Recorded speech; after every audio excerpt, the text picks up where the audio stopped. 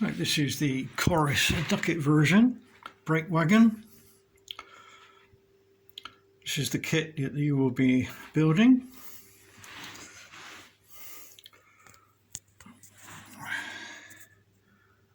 Has a removable roof,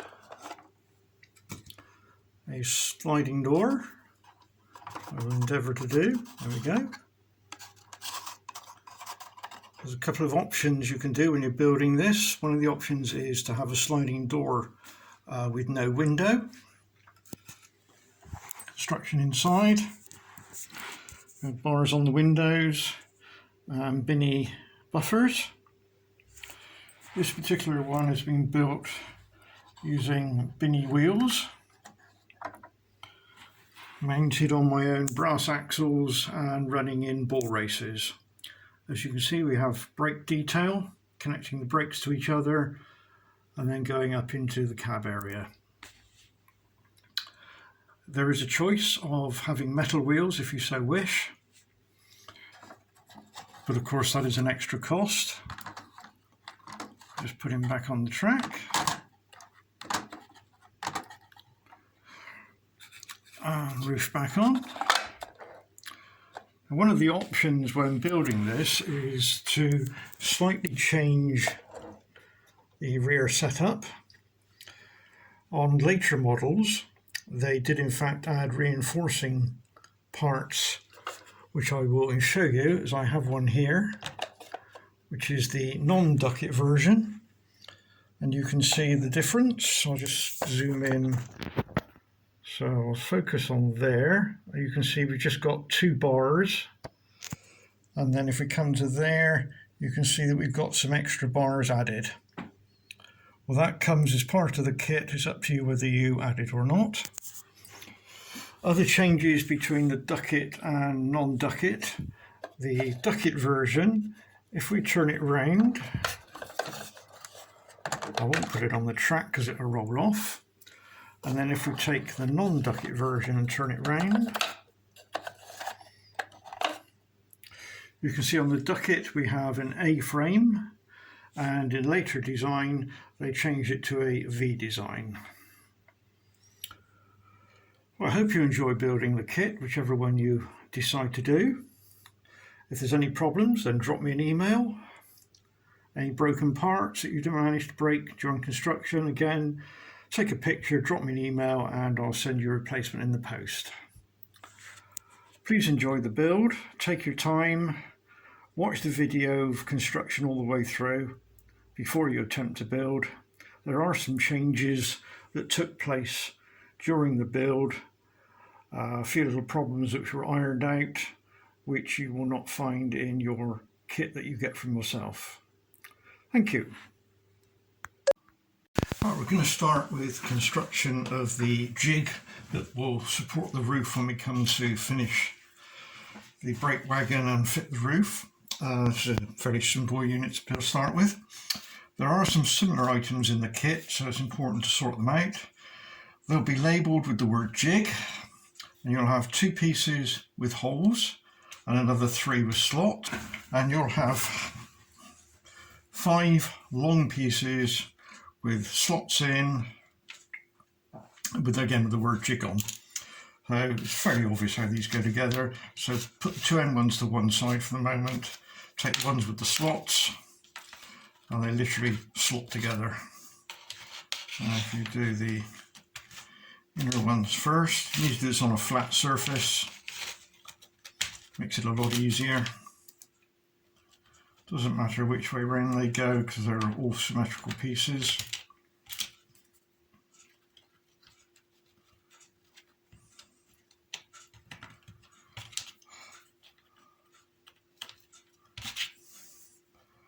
And then what you will need is a piece of A4 paper that will allow you to set it up.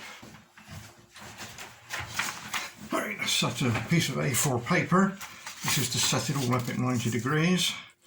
So we should have built that on the piece of paper, so I'll now put it on there.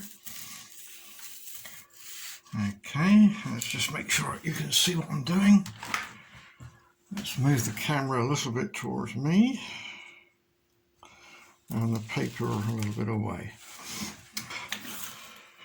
Right, so now having got the cross pieces on, we can now add the ends.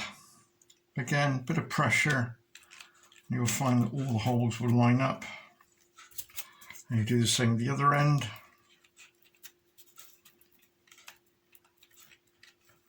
Jiggle it around a bit till they all go in. And then while keeping some pressure there, move it down to the side of the paper and set it up on the edge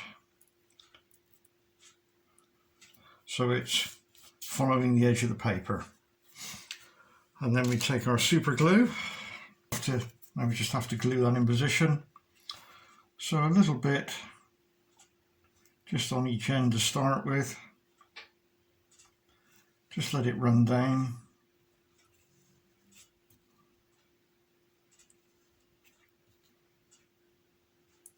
Again, check that it's on the piece of paper at 90, and then go at the other end. Just a little dot, and the glue will run down into the joint.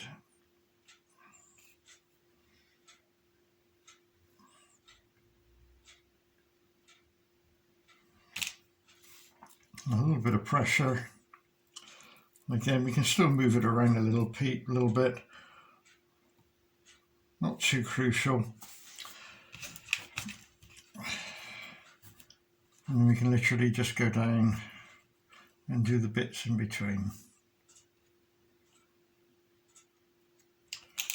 And then just one last check that it still is at 90 degrees.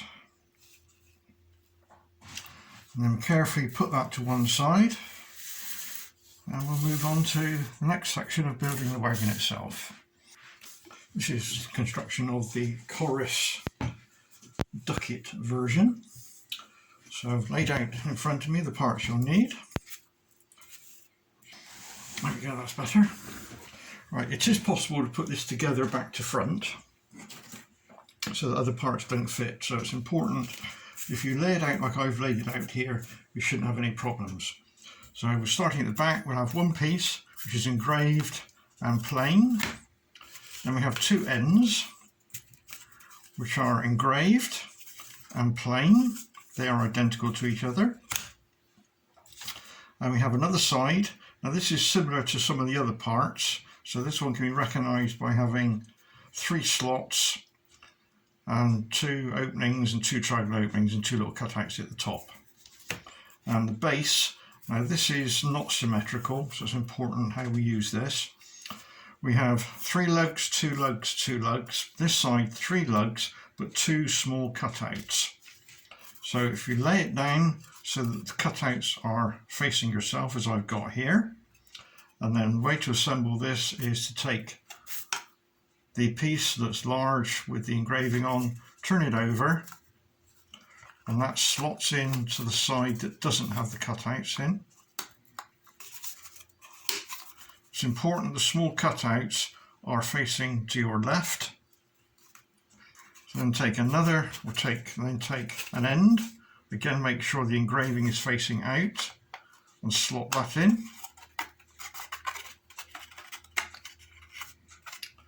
Take the other one with the engraving again facing out, slot that in.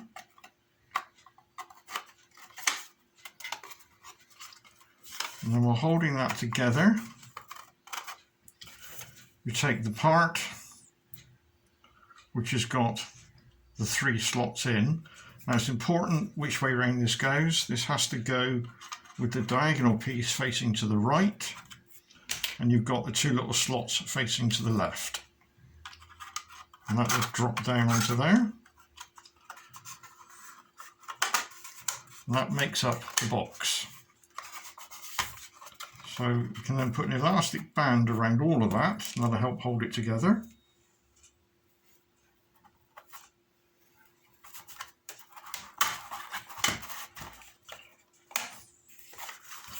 You put the elastic band near the bottom where the lugs are.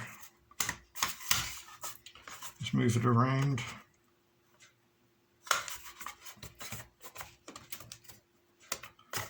That helps put it together. So now we have to do the gluing stage. We use super glue for this. and we glue in the corners. So starting with the back panel, using a runny super glue, some in the back corner, just spread it around, tease it out into the joints, and then making sure it's pushed and pulled together at the top and the lug is firmly engaged. Just put a smear of super glue where the lug is at the back and just tease that up and down gently. Hold that 5-10 seconds for it to dry. And then we go over and do the other back corner. Again, put some super glue into the corner, tease it around, make sure that back corner is pulled together. Small amount of super glue where the tang is. And again, leave that to dry 5-10 seconds. Then move to the back halfway along.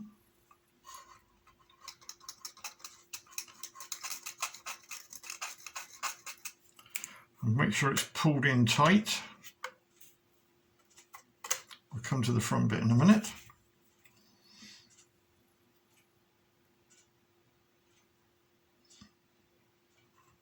Now we can move along to the end pieces.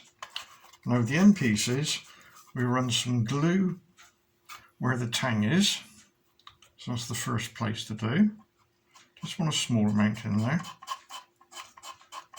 A very, very small amount. Make sure it's pushed firmly together. And then somewhere the other tang is on the back. And then some halfway along, which will then wick down between the joints. And then keep some pressure on there.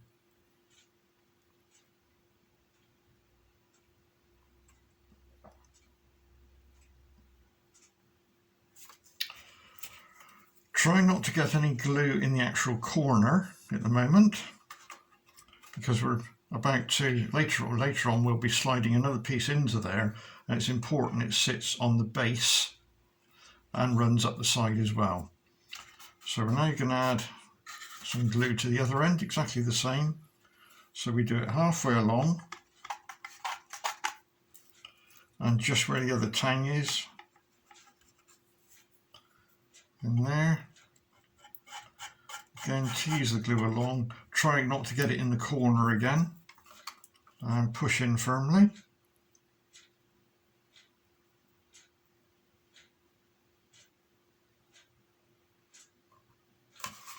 Right, and then this piece on the front, make sure it's pulled in tight, and we just need to run some glue on the underside of this one. So again, into the corner at the back. And then running it right up. Again, tease it round. And keep some pressure on it.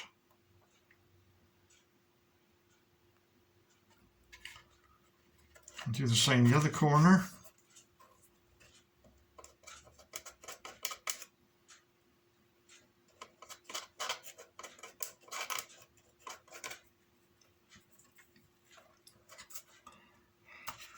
And then halfway along,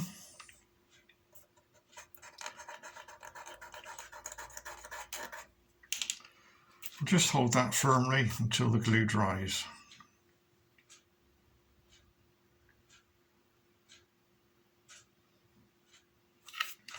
We now need to glue the top half. We have to do this very, very sparingly in the actual corner there. Smallest amount of super glue you can. Make sure it's well and truly pulled up and down, and then hold that part together. What we don't want is a fillet of glue in that corner.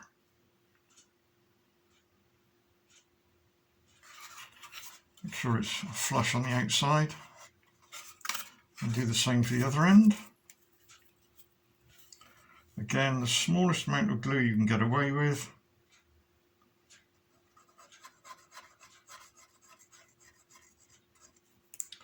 And put it together.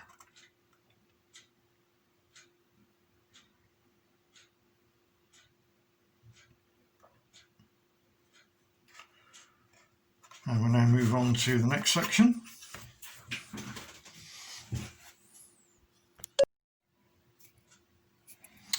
Right, we can now remove the elastic band and the glue is dried.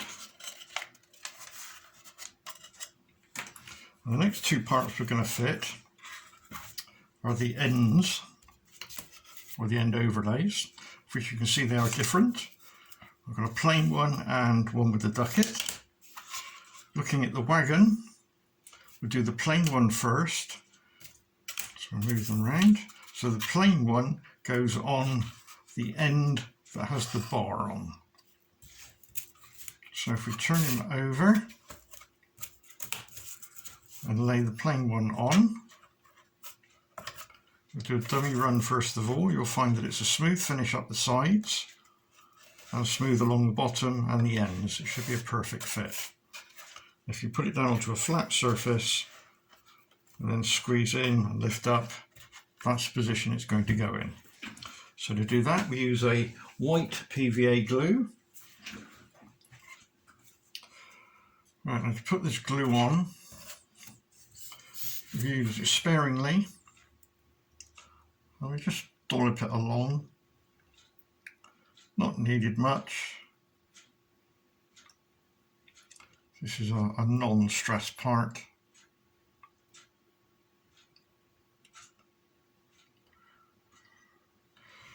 And once you put your glue on, just stipple it around, spread it around a bit. We use white PVA because it allows us to move the actual part around to get the alignment correct.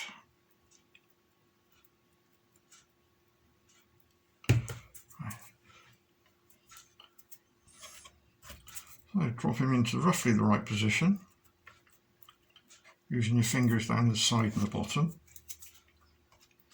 Then once you push it down onto a flat surface, push the overlay down, gently squeeze in, rub your fingers up and down the side to make sure there's no overhang either side. And you should find that the ends will line up, smooth up the surface, and you'll have a flush surface on the top. So when you're happy, just apply a little bit more pressure to it and that will lock it down into position.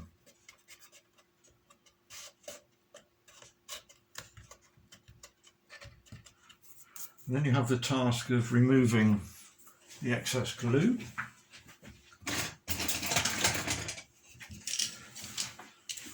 So any glue that's oozed through, if you've got too much on there, just with a sharp knife while the glue's still wet, just scrape it out. On the window you should end up with a small overhang on there and a small overhang on there where the actual wood has been recessed back in. So that's a good indication that you have it centrally. So that's a good fit. So we then turn over and we're going to fit the one with the end of the ducket on onto the other end. So again, to make sure everything is run the right way, you've got ducket that end, small cutout that end, and if you peer down in, you'll find the little cutouts are to the left hand side. So we then turn them over and we lay the ducket, and lay the overlay on in that position. This one's a bit more tricky to do because we don't have an edge this side to line up with. So we can line up on the bottom and line up on the side and the top, which is what we'll do. So it looks like that's going to be a good fit. So again, we apply the white PVA glue.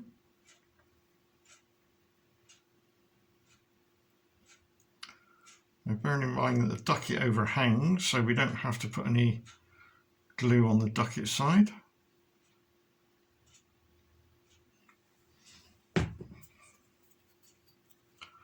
And I'm using the phrase ducket. I don't know if that's the correct word for it, but it seems to be a common word that's used. I don't know the origins of it.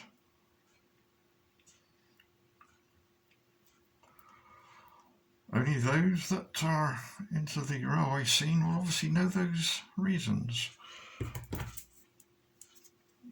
So we lay it on.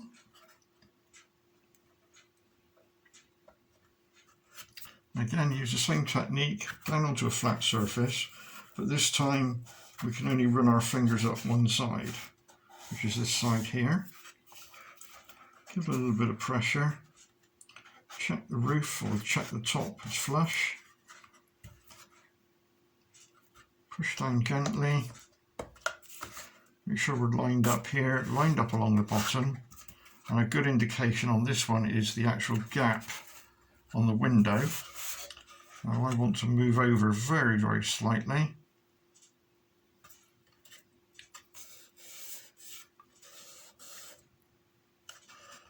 A little bit more. So my window now lines up, and I'm flush down the side and flush down the ends. I can again now remove any excess glue, which I'll go ahead and do.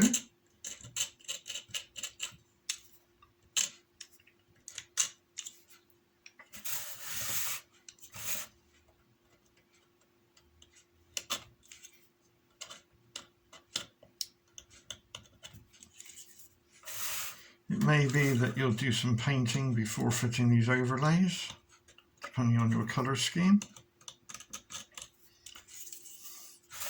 In which case, if you've painted this bottom part before you stick the overlay on, you may have to use a different type of glue. You can use an Evo stick type glue or a spray mount type glue, because obviously PVA won't stick to paint. I'm aware of. I'm sure if it does, someone will correct me. A little bit at the top.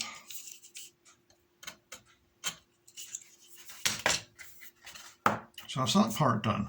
So enough of me waffling on. Let's move on to the next section. Right, the next part to fit is the overlay on the rear, which I have here. It's fairly obvious where it goes. It self-aligns itself in.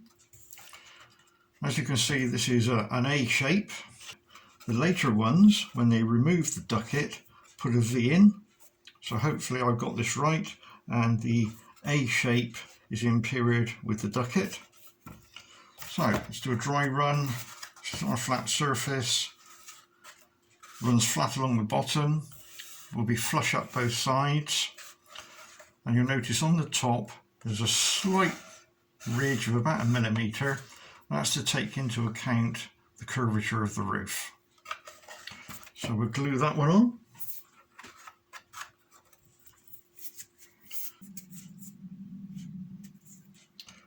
Lower him in. Gentle push onto a flat surface, push him down, make sure it's flush on both sides, and then squeeze. It should self-align itself. Check you've got your ridge running along the top there. If that is straight, chances are everything else is going to be straight. And good hard press down. And then again out with the knife, and we remove any excess glue. Right, that's my back overlay done. So we can now move on to the next section.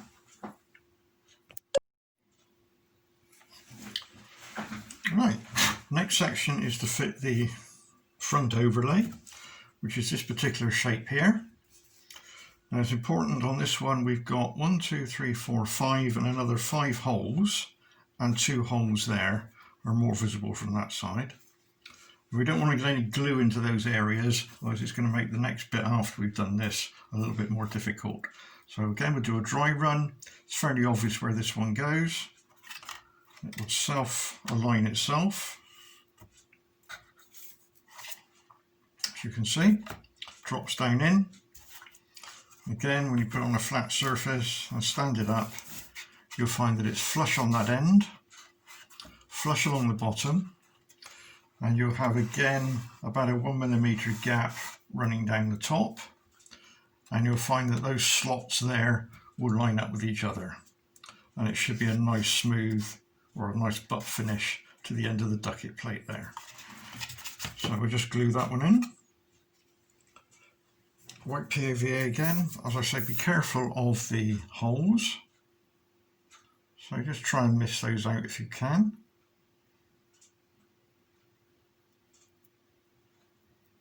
So when you're happy, position him in. Again, flat surface, push down, push the part down and push it in.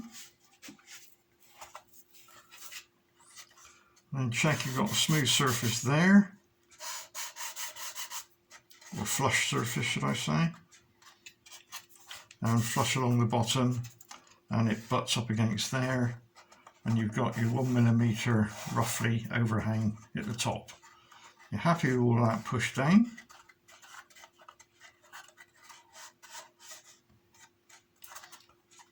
And you'll also notice that there is a slight overhang there. That's to help with the door. So it's important that there is no glue squeezed through there. So just run your knife up that edge.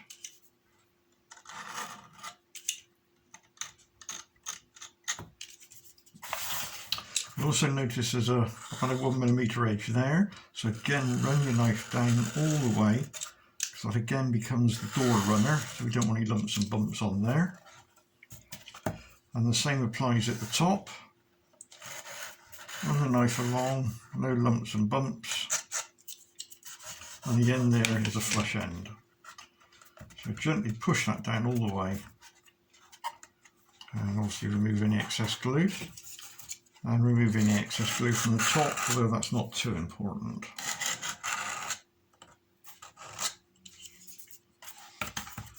And then where these two slots are, again, remove any glue.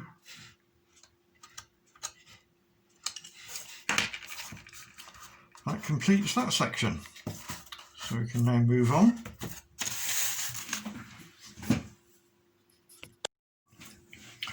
Next part to add is the internal planking that will then show through.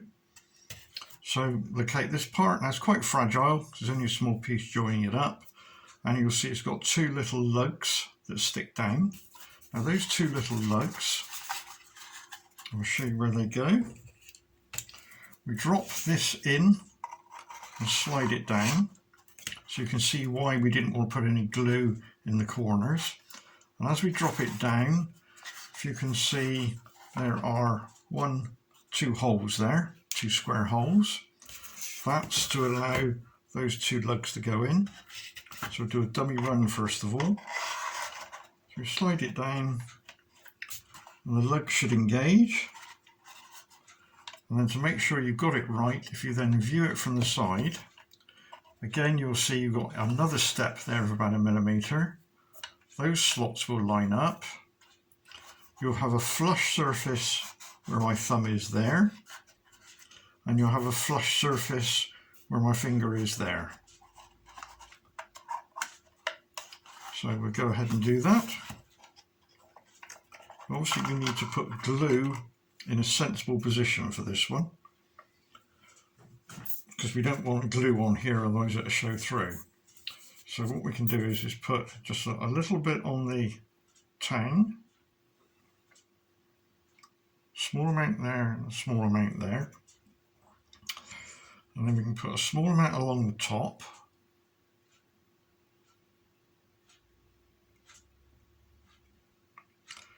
and down the side, and then on this one down the side, and along the bottom. But we don't want to put any on that surface there at all. We can do that with the super glue inside in a moment. So gently at the very top, and dropping down in. Make sure the bottom pins engage. It's very easy for them not to go.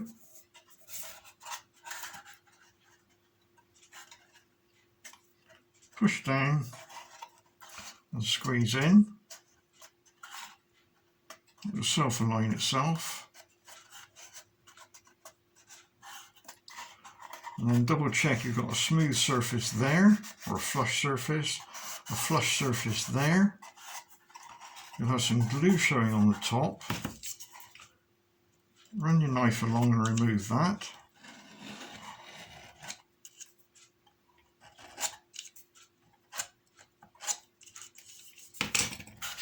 And if you've done it right, as before, you'll have a 1mm roughly protrusion there. So you've got 3 steps there, which follows the contour of the roof.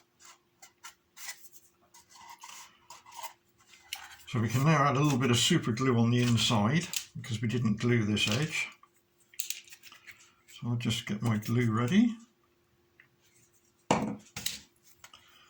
So into that corner, I'll put some super glue. At the top and halfway down, and then we can just add a little bit along the bottom towards the actual opening where the edge is and where that little tang went down in. And then at the other end we do exactly the same, put some down into the corner at the top, but try not to go anywhere near where that slot is, and about halfway, and then a little bit where the actual tang is on that side of the opening. And that'll firmly locate that into there. So we can then put that to one side to thoroughly dry.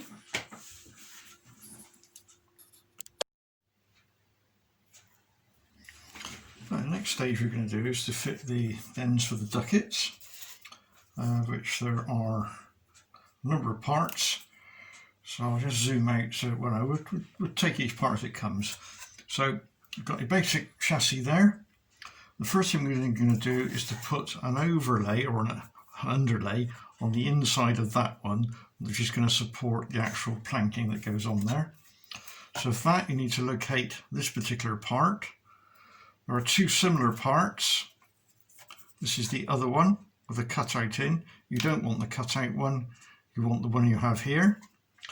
And this goes on the, in the video, yeah, this goes on the inside. Do a dry run first of all, and lines up with the top surface there, with the roof, and is pushed down onto the actual frame itself. And what you'll then find is, if you've got it in the right position, you'll have about a 1mm ridge running along there and a 1mm ridge running along there. And that's to allow that to sit into that ridge, which is the cover, and for that one there to sit into that ridge there. The other way to check you've got it right is if you view it from this side, you should find that the top and bottom of the windows are flush, but you'll see about a 1/2 mil overlap on each side of the window. Don't know if you can see that in the light. So that's where that piece is going to go. So again, we use a PVA glue for that one. So we put a little bit on the bottom, top, and a little bit on the windows. And smear that around a little bit and offer him up. Make sure he's flush to the top.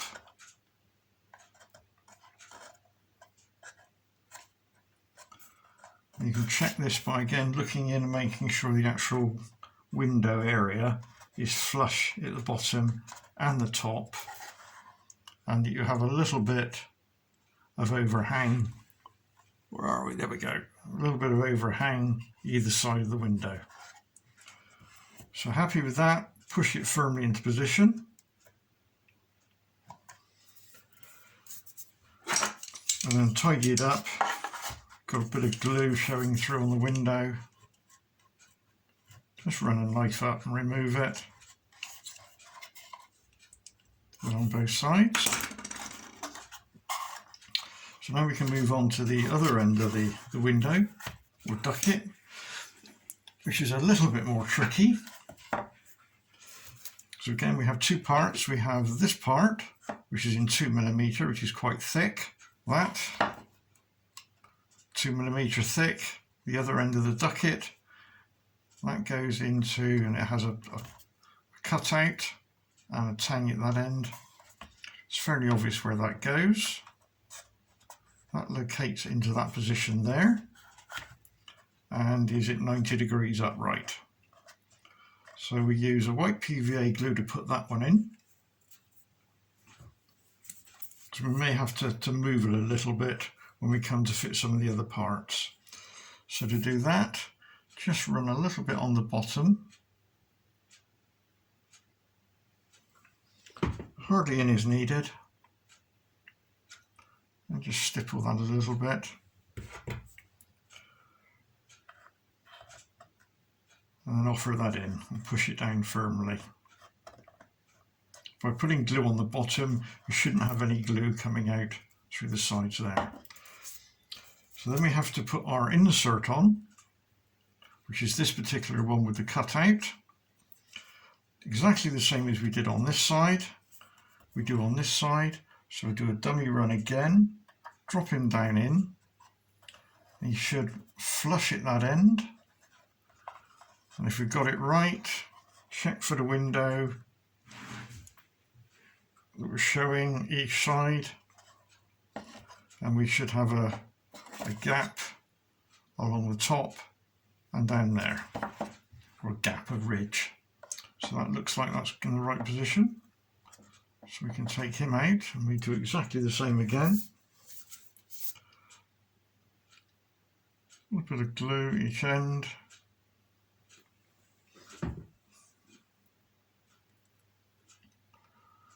This is only to support the inner piece, so it's not too critical. Drop him down in. Flush at the end. Flush on the windows, that could move up just a touch.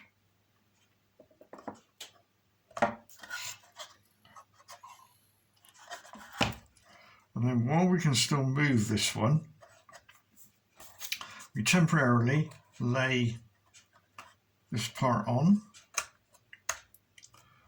and pull it together, and temporarily lay this part into there. As you can see, let's move it down a bit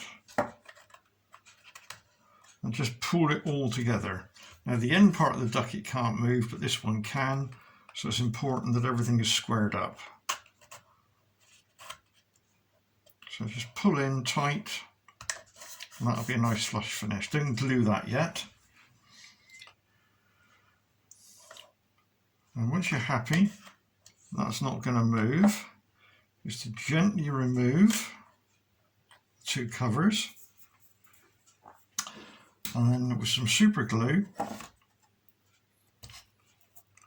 just go in to that area there, just to lock that off,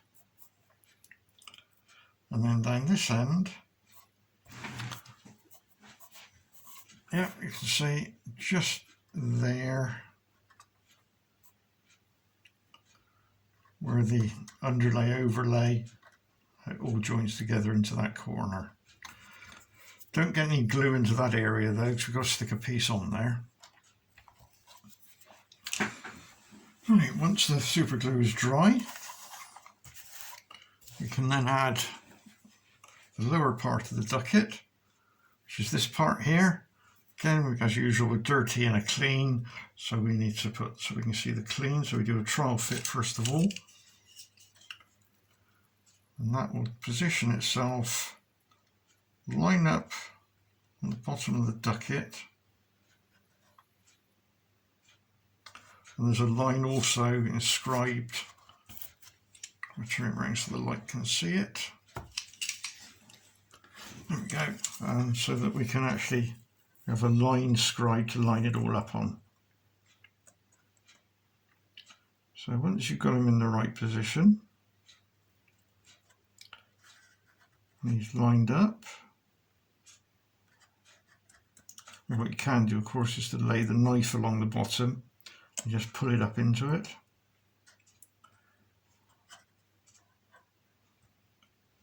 And then once you've got him in the right position, you need to put a little bit of super glue onto the bottom edge or top edge. Hopefully you can see what I'm doing here. And that should wick down. You could of course use a PVA glue to hold this on, but I'm using a super glue at the moment. So that's that part done. Again, check that we're in line. And now we're going to add the other two halves. So we start off with the flat one, or we start off with the small one. Lay him onto the recess and slide him down, and he should just butt up against the one we just put in there. So again, this is just a dry run first of all. You may have to squeeze it in gently. And then the top one, and then the outside, the larger one, with the engraving at one end, drop in, and then if we slide him down until he actually touches the other one, you should find that's a nice smooth surface at the very top. So that looks like that's all going to go together quite nicely. So to do that, we use a PVA glue again, but we need to put this on a bit more careful. So I tend to put some at the top, or you could use super glue to do this. It's really up to you.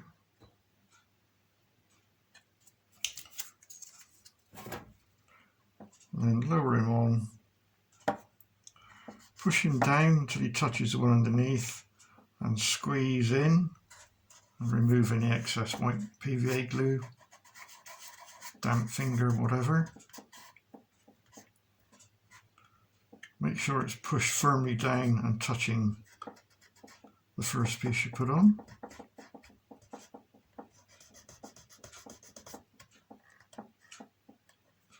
And then we're holding that firmly in position. We'll now add some glue along the top surface for the other one. Now for this one I'm going to use super glue.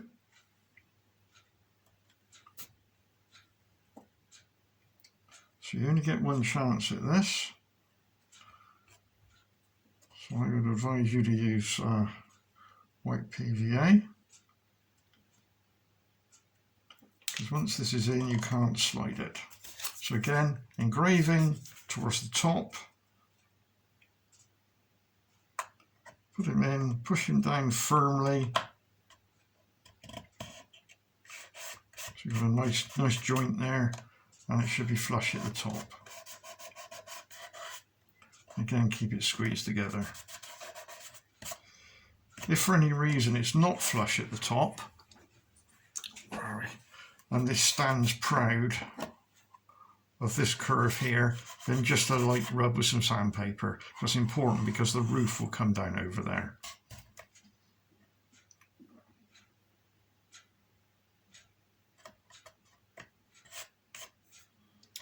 Right, so that completes the Ducket side. Now the fitting of the door sliders, handrails is identical to the non-Ducket version. So for that I'm cheating a little bit, and what now follows is a copy in of the actual construction of the non-Ducket version. So just bear in mind that it is identical, but obviously what you're now about to see will not show this part. So door, handle, slider, all identical. As is fitting the step, building the step and fitting the step, that also is identical. Right, what is not identical is building up the roof structure, which is what we'll now do next.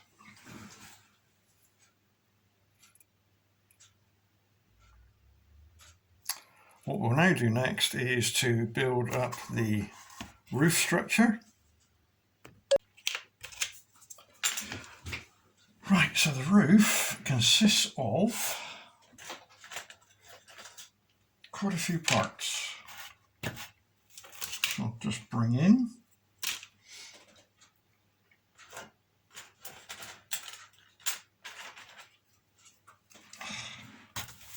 Right, straighten up the piece of paper.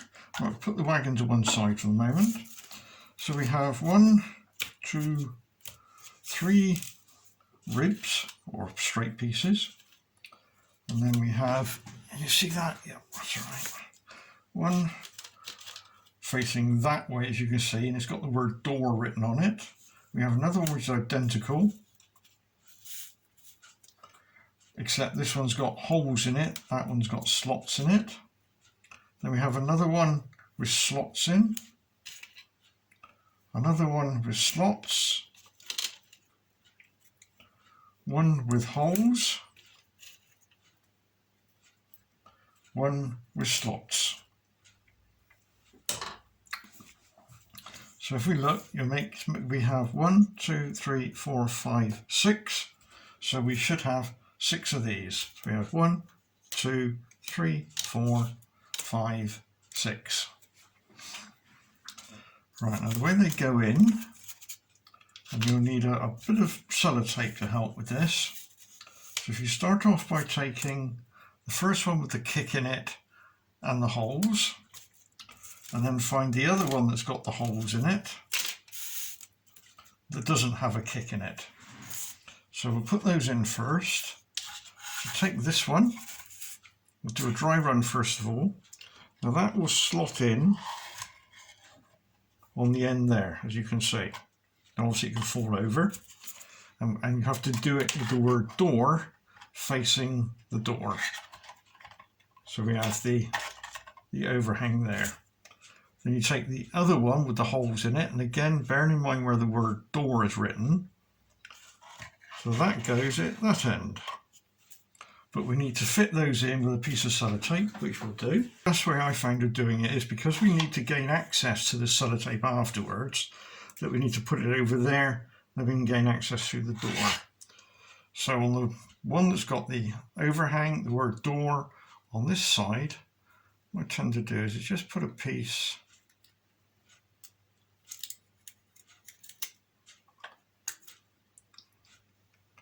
just down the side like I've done there. These are quite delicate structures.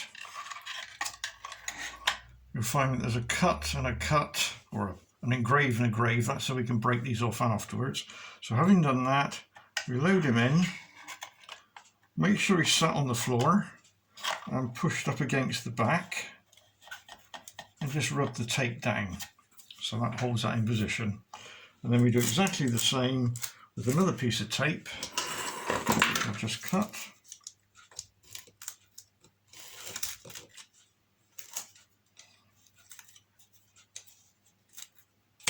And we do that with this one on this end. Exactly the same, just a little piece, just to hold the bottom in. Drop him down in. Make sure he's pushed down firmly. And make sure you have the word door facing where the door is. And then you take the remaining 4 pieces, which, as you can see, one of them has another kick on it. So just drop him in, as I'm doing there. And then the next one, if we put him up at that end, the next one up that end, and the next one up that end. It's fairly obvious how all this goes together.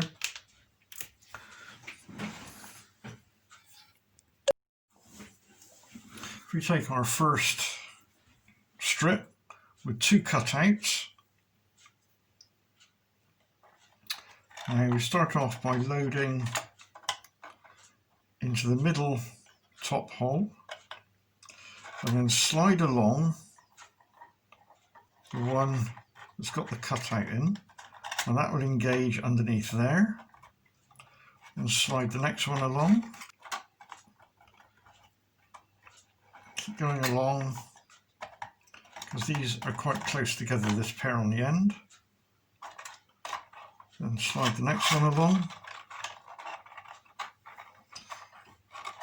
It's a bit like a Chinese puzzle. So we get to the next one. Last but one. And then we should drop down into the very last one, which goes into the hole in the end. So gentle pressure all the way along. And you should have a little bit of movement there, which is what we need. It should be about 1 millimeter's movement. So we can now add the next one, again bearing in mind where the two are together. Alright, so what we'll do is we'll drop it down into the slots first, and then we'll maneuver the end one in at the end. That may be a better way of doing it. So I'm down in nearly all my slots. It's quite a snug fit.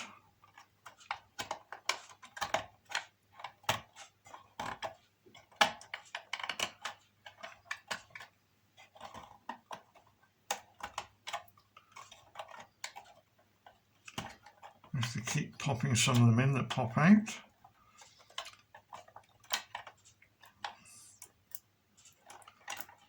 Again, right, make sure he's down fully. And then we do the same over on this side. Again, put him around the right way. Do the slots first. Be careful this side because they're quite thin.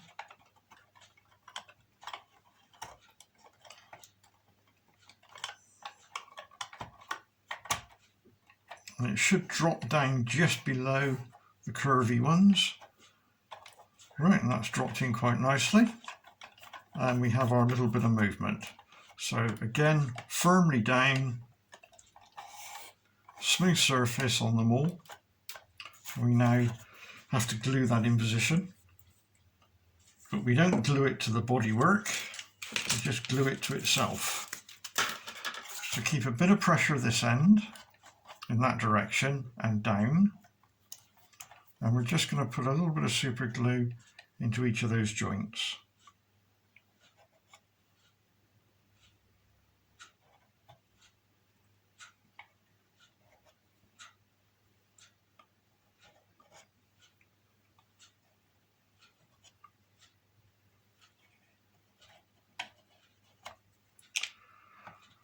And just hold that for 5–10 seconds.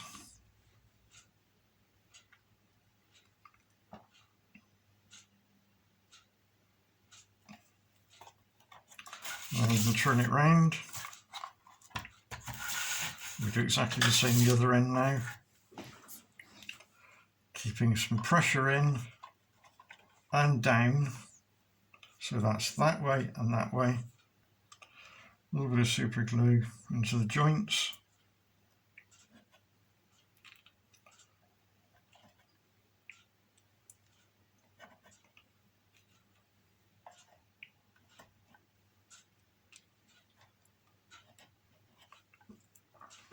Again, wait 5–10 seconds. We can now do all the joints in between. So it's important, try not to miss any. So I'll go ahead and do that. And when you come back, we've gone round and done every single joint. Right, I've now completed my roof section. So I've glued all the joints. We've obviously previously built the roof jig. This is a little bit different to the jig is the same on either the Corris with the Ducket or without the Ducket, but the actual roof piece, as you can see, is different. It has a small piece added, or part of it, which is the part that covers the Ducket. So we lay this, sorry for the camera shape, but it's the only way I can get it all in while I'm trying to film and show you what we're doing. So we position the roof more or less central onto the jig, and then we take our wagon and we knock it all over.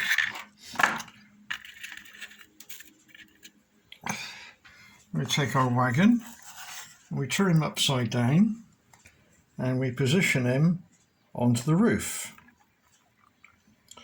And what we have to do is to set up, I'll try and bring this into focus so you can see, and I'll just refocus that. Right, so what we have to try and do is to make sure the roof is centrally in the jig, which it is, and then we manoeuvre the wagon bit until we can just see a straight line that's engraved, and that the line engraved on the roof is central to the pin that sticks through there. So having got that end right, we then go down to the other end and we repeat the same process. So again, I'll just focus it. I'll try and do this while I hold it. Now we're a bit out this side, I think. We would need to move it very, very slightly, as you can see, which I'll do.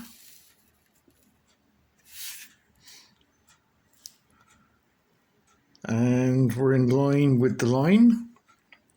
So we then go back and check the other end.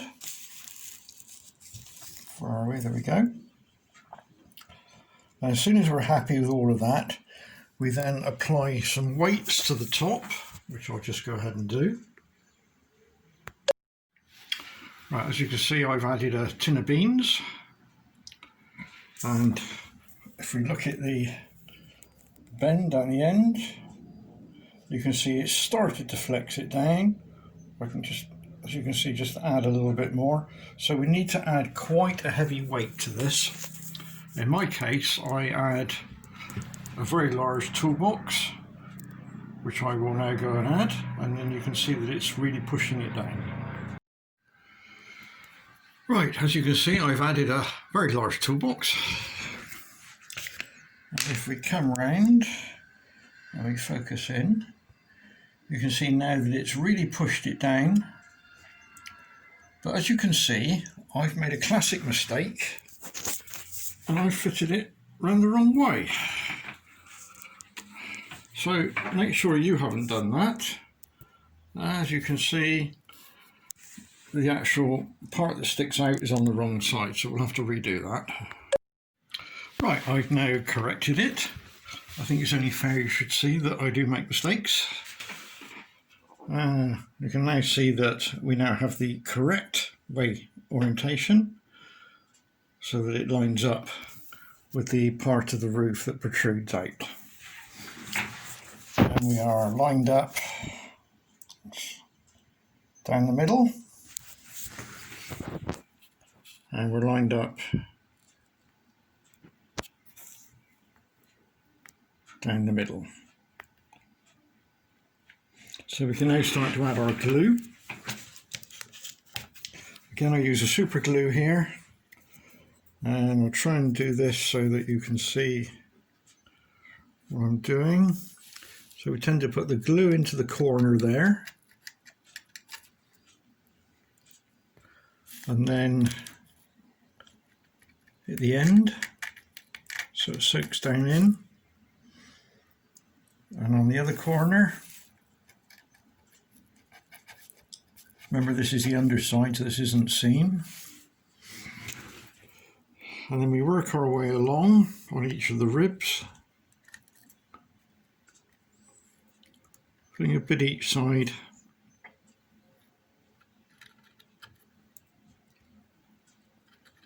So this is the same as doing the non-Ducket version, but there'll be a slight change in a moment when we get to the other side.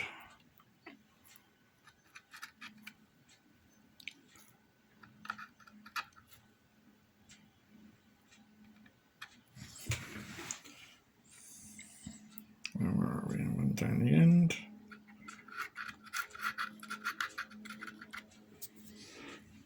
Right, I'm just now going to turn the camera over so we can see what's going on the other side. Now over here, let's bring it into focus.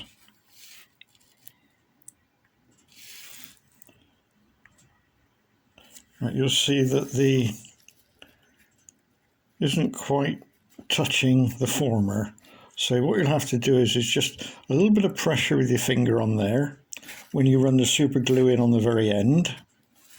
And then you'll have to hold that there, or you can find something to pack underneath it, some plasticine, whatever you've got available, or some small blocks of wood just to hold that up while the glue's setting. So I'll go ahead and do that. So as you can see, I've now added the glue into that area. So I'm going to add a little bit of pressure. And as time is my own, I'm now going to hold that for about 5 minutes until the glue has gone off. And then we can work our way down the other side as we did before. You can just see in there, and actually put the super glue onto each of the ribs. So when you come back, I'd have done all the gluing, and we'll have then waited 15-20 minutes for the glue to go off, and then we'll take all the weights off, and hopefully the roof will have glued itself to the formers. Right, so I've left it about 15 minutes, so now we have the moment of truth. So the first thing to do is to remove the toolbox, and then remove the tin of beans. And then hopefully it hasn't all stuck together, and we'll just lift it up. Right, I'll take the jig out of the way,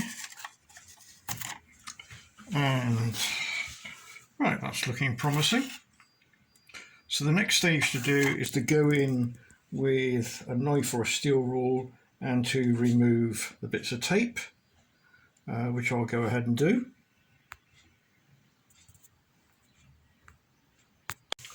I've now removed my bits of tape, so if we then gently slide out, put the wagon to one side. Now we have to break off all these stalks. As you can see, they're engraved on one side but not on the other. So the best thing to do is to, if we start at this end, bend them away from the engraving. So just gently, and if you bring them back up again, they'll snap off. If you do that, working your way down, you need to do this when the glue is thoroughly dry. Don't worry about bits sticking up, we'll sort that out afterwards. So work your way down.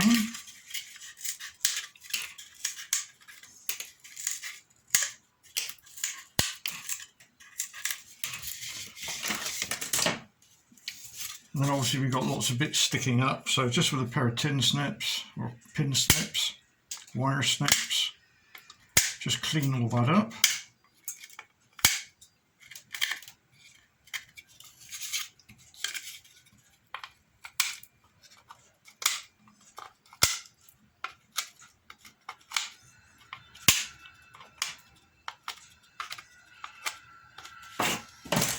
Now we can now do a trial fit, but you have to make sure that the glue is thoroughly dry, otherwise you'll end up gluing the roof permanently to the actual wagon itself. So I'll just remove the bits of tape out that I've got in there. So it's obviously which way the roof goes. And that drops down quite nicely. Got a nice fit that end, a nice fit that end. It follows the contours down over the ducket, but not completely. I don't know why. So we have a slight problem there. Okay, problem located. So the roof, and I'll explain in a moment. So we now have a nice fitting roof all round, which follows the contours of the Ducket. So our sliding door. The problem, because this was the first one off, is I hadn't allowed enough material removal in this area here. So that will be corrected on the production versions, so you won't have that problem. So the next job now is to go ahead and fit the undercarriage, which again I'm going to steal some of the video from my previous one I've done, which is the non-Ducket version, but the actual undercarriage fitting is absolutely identical, as is the couplings that go each end, as is the step to go on the side. You'll notice on this version though, it has had the correction done, which will be obvious when you look at the video, that there are 4 stretchers like this, which go between each side of the undercarriage, and you'll notice now that there is a hole. That is discussed in the video that you're about to see of fitting the undercarriage. So that now completes the Ducket version, which I'll go ahead now and I will now finish. So when you come back, I'll show you this completed version.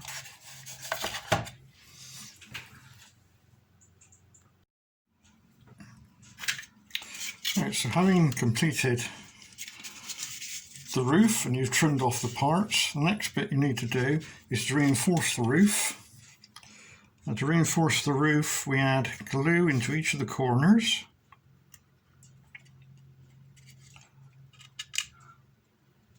And then glue at each end, as I'm doing there.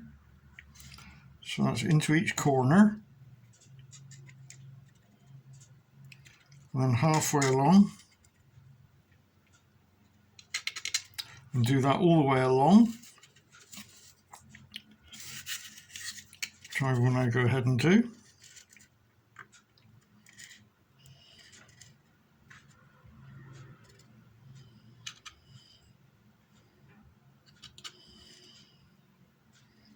Thoroughly let that dry. Don't fit it to the wagon at the moment, otherwise you'll never get it off. Right, so that completes the roof section. The sliding door has had a slight modification made, and that is that the cutout in the backing piece is larger than the front part.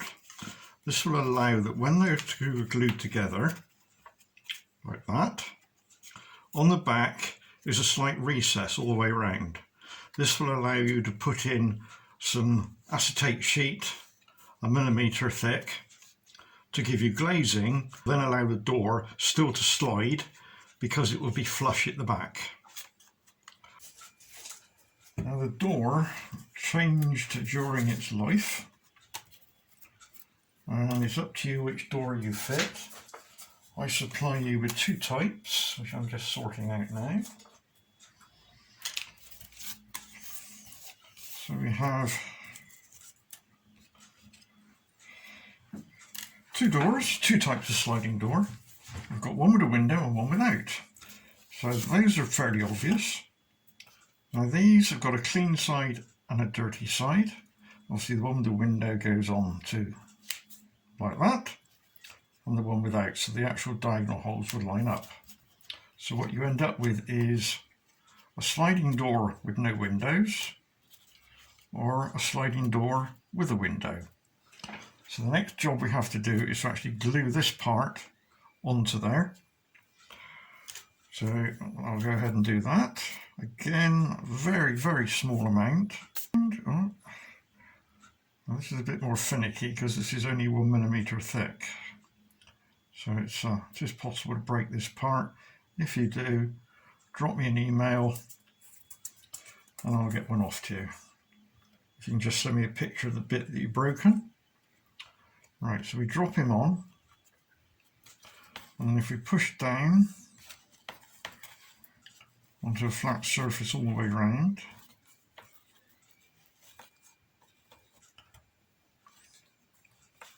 that should line it up. And then just a wet finger down the edge and squeeze them all the way around.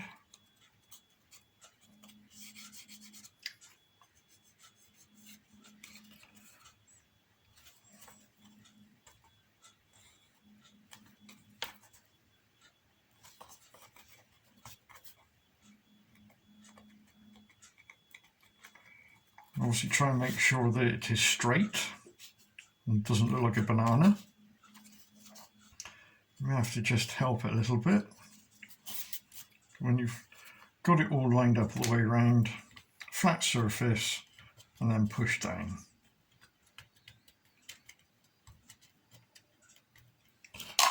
And any glue that's come through again, just clean off with a knife.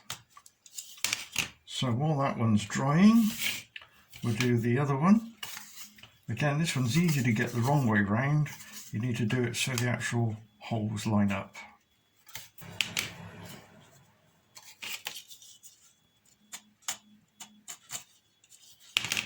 And we can put that one to one side. Now we'll show you how the door fits and where it goes. So we use on the windows at the moment, and that will drop into there, into the recess, and as you can see it will slide.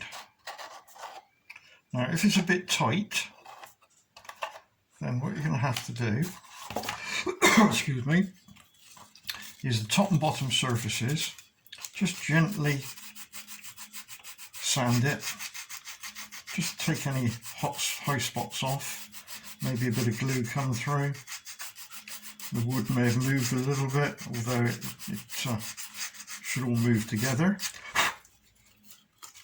The other way, of course, is a flat surface and just rub it backwards and forwards.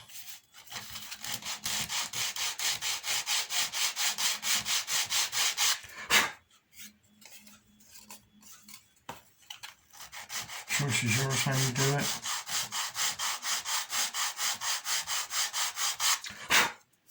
If you do it, in fact, until you lose the burn mark on the door, the burn mark on the side of the wood. You sanded the door to make it a nice sliding fit. Should slide from one end to the other. I've already prepared the other door. So it's up to you which one you put on, but which one we're going to fit is the permanent one. Now it's fairly straightforward, I think, where the window goes at the top, if you're going to fit the one with the window. If you're not going to fit the one with the window, just bear in mind where the arms are, where the handle is. It wants to slope in that direction. Of course, you could put this one in upside down if you wanted. So I'm going to fit the one with the window. Also, before you actually do this, you may want to do some painting beforehand, because once the door's in, you're not necessarily can get in behind there. So think about painting before you move on to the next stage. I'm not going to paint mine. So the next bit you will need is the two plastic runners which locate the door in position. Now we've got 5 holes along the top and 5 holes on the bottom, and we have a plastic runner with 5 little pegs in it, and the pegs are on the raised section. Now it's very easy to put this in the wrong way round. If you put it in the wrong way round, you'll see, if we line up the holes, that it's pointing up. It's missing the door completely because the pegs are offset slightly. So we want the pegs and the raised section, as I've got here. So the pegs are towards me and the slightly raised section is towards me. And then if you turn it like that and then drop it down into the holes, remembering to put the door in, of course. And then we do exactly the same on this one, except this is the other way round. So the pegs are facing away, the raised section is in that direction. So as we rotate and drop him into the holes,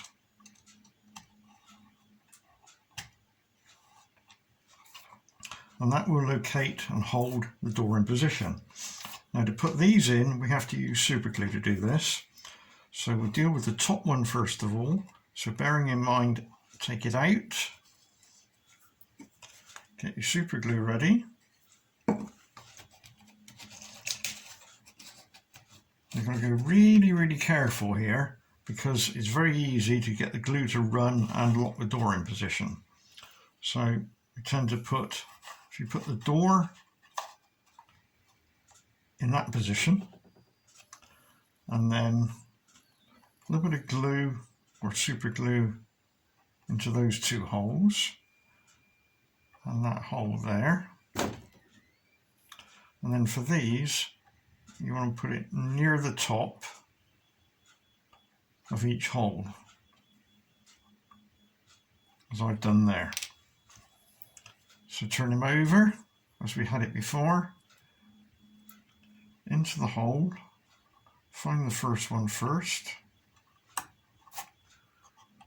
and then follow along with your fingers and gently push it down.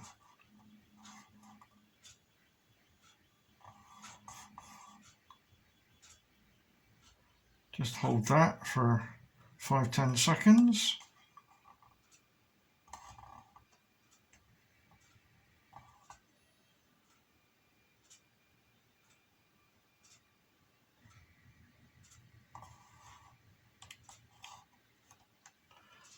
And then make sure the door can slide.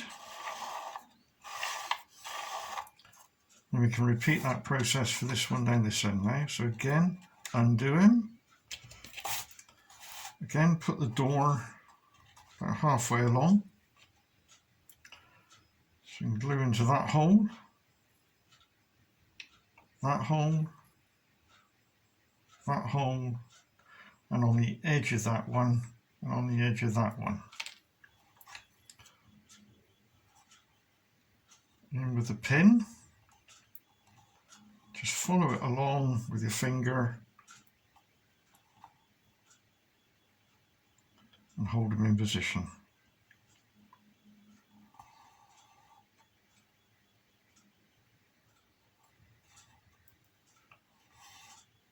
And again, make sure you got slide on the door.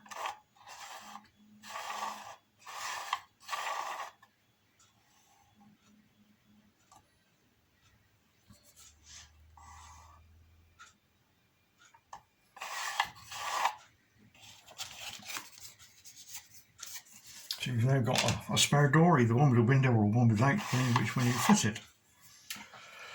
So that does that side of it. So that's the basic carcass done. Right, so next thing is to fit the strapping, which are these hockey sticks, I like to call them. Now these aren't, again, easy to fit, they're a bit fiddly, but eventually I'll put them in a we'll dry build it first of all, and then we'll work out how we're going to glue it in. So let's get the position right first of all. They need to go with the hockey bit facing in, and then the bolt head there wants to line up with this piece here, like I've got there, and then it wants to run smoothly up the outside there. So that's the position we've got to try and put it in. And again, we don't get much shot at this because it's super glue. So what I tend to do is, I know how I'm going to do it. So I then try and put a bit of super glue where that bolt head is on the other side, just there. So I know where it's going. I'm offering it up. And I'm level down that side there. So a little bit of pressure.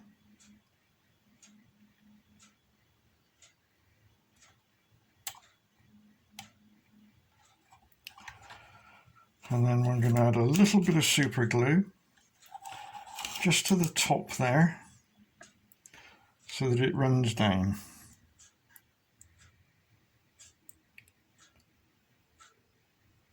So that will run down inside.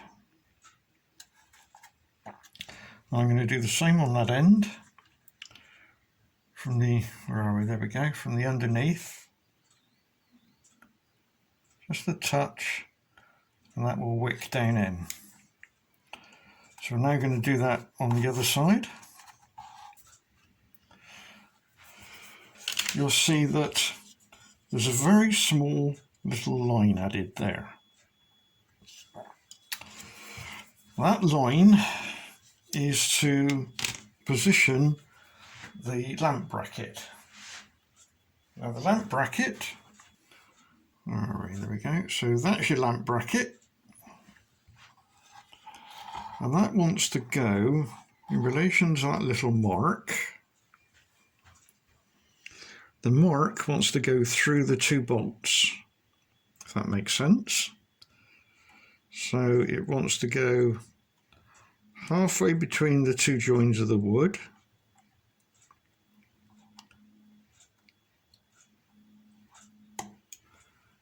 like that there, and we glue that in position. But the side it goes on is the door side. Now if I understand drawings correctly, it's also the door side at the other end. But I could be wrong, because I'm no railway expert. So I'm going to glue this one in. So again, we put some super glue on the rivet side. And we put him halfway along, halfway out. Push down with my fingers and square him up a bit.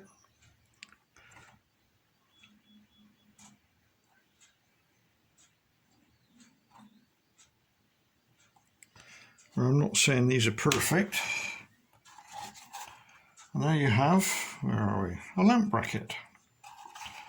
So we now have to repeat the hockey sticks and the lamp bracket at the other end, which I will go ahead and do. And there we are. I've now completed my brackets, my lamp bracket on both ends, my sliding door. What we haven't done is the handles, of course. So we need to do the handles. Now the handles, you will find in amongst all the bits a jig, which I'm looking for at the moment. There we go, it's called the handle jig, and you'll also find in the kit a length of black stiff wire, which is about that length. So the first thing to do is on the jig, yeah, you can see that, if you just lay it on the longer one, so you see there's a straight line there, that's your bending point, because that will line up with the one we're going to do, which is the diagonal one there. So if you lay it on, have about 10 centimeters, have about 10 millimeters sticking over, just bend it over with your finger. And then while holding that straight up against that end, we bend the other one over, slide him off, cut him off. And again, you want about, oh, I don't know, it's up to you really, guess. It's not that much sticking out. And then that will then drop into the holes.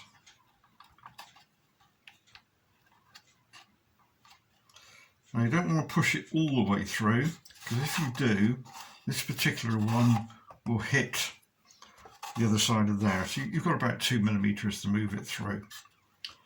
So if you wanted it to extend 2 millimeters, it's got to go in 2 millimeters, so you want to cut it so it's 4 millimeters long. So that's that handle. And then with the pieces left, you go for the smaller straight line. Again, bend it and bend the other one, slide them off, square them up a bit, and again cut off. So it's about 4 millimeters, maybe 6 millimeters showing. That one then goes into the end handle. Again, push down into the holes. If it doesn't go far enough, then just trim some off, because these holes don't go all the way through.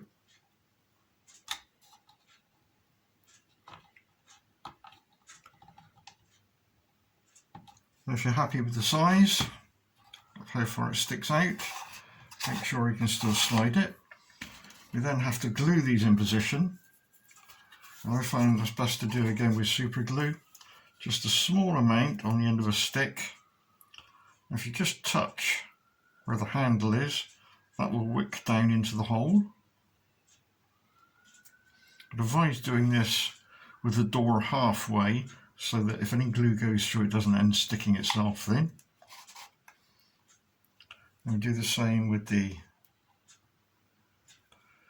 handle that end.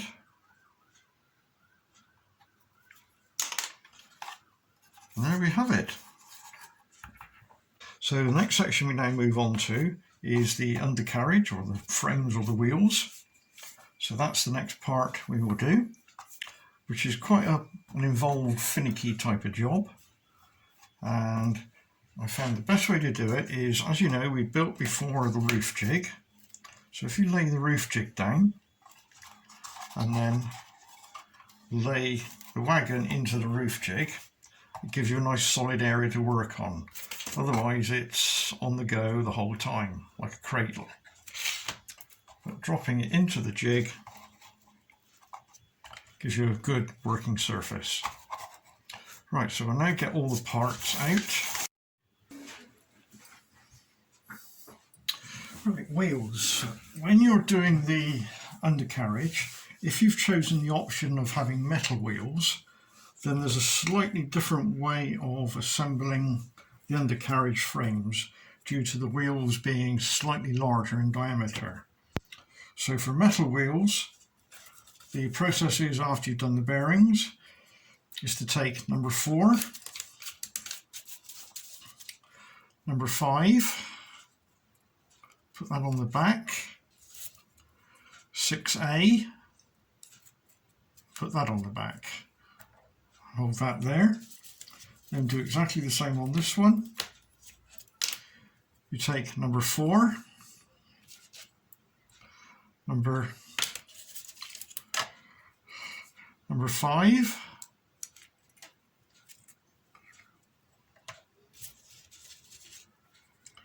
and number 6. And then you need to be quite clever with your hands here. Pick up this pack first, hold it together and insert a wheel. And do the same on the other end.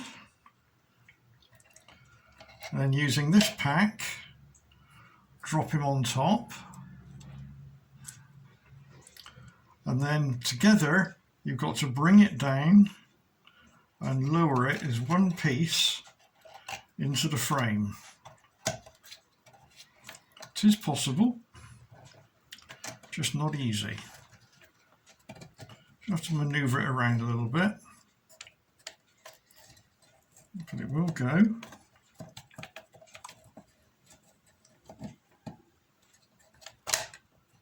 That's that side in,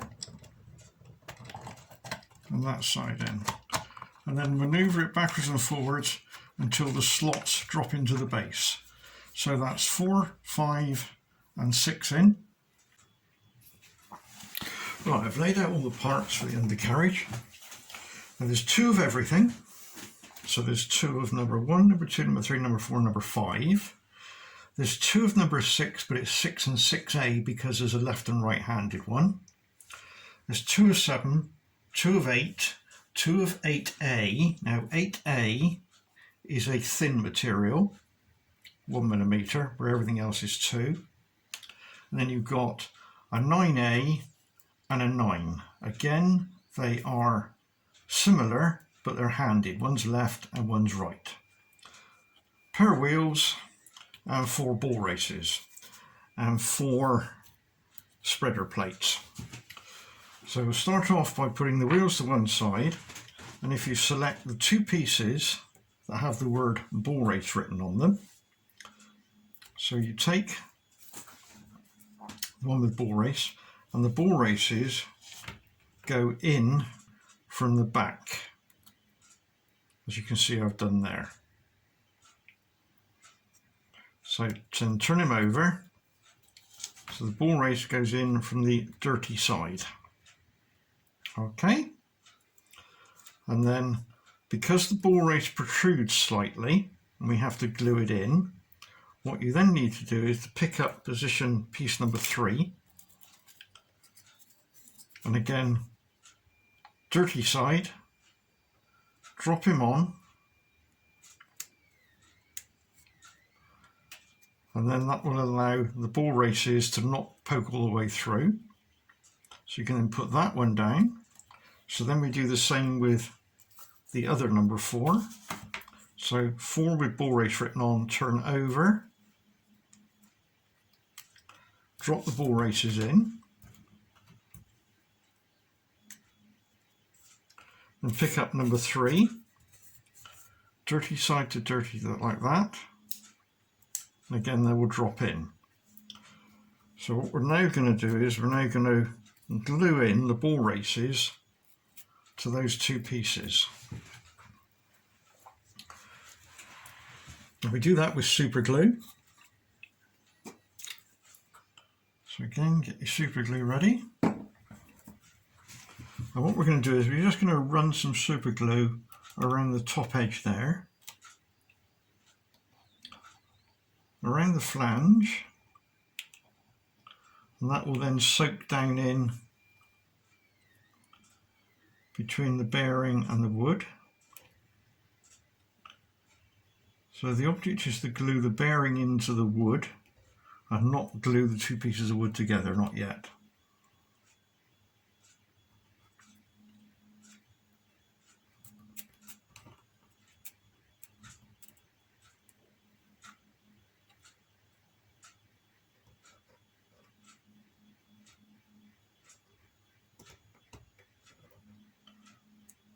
Right, then we leave that for 3 to 4 minutes to make sure the glue is dried. So when that's done, you come back to me and it's dry, and we'll move on to the next section.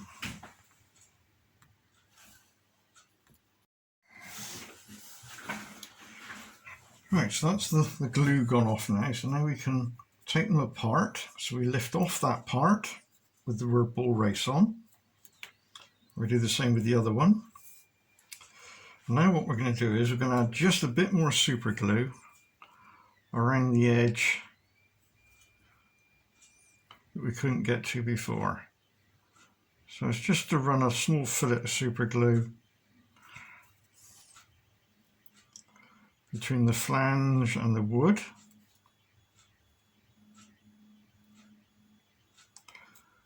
And we can now safely put that down. And we do the same on this one.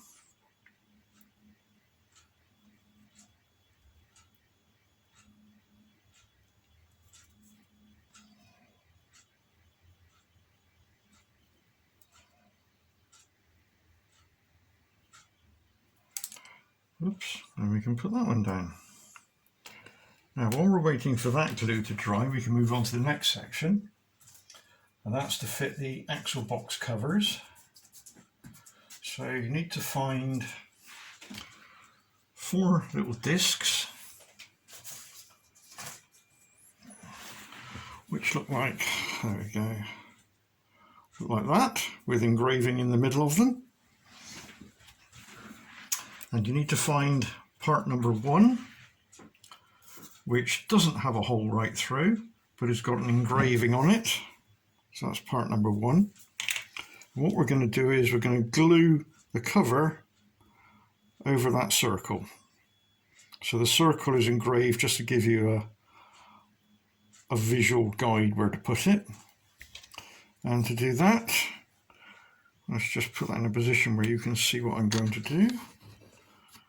Let's move the camera. Right, you can just about see that, I think. So for that we use a PVA glue again, just a small amount.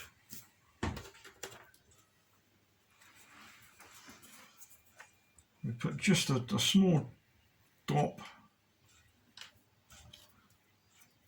and then drop the cover over and then position it by eye. Do the same on the other one.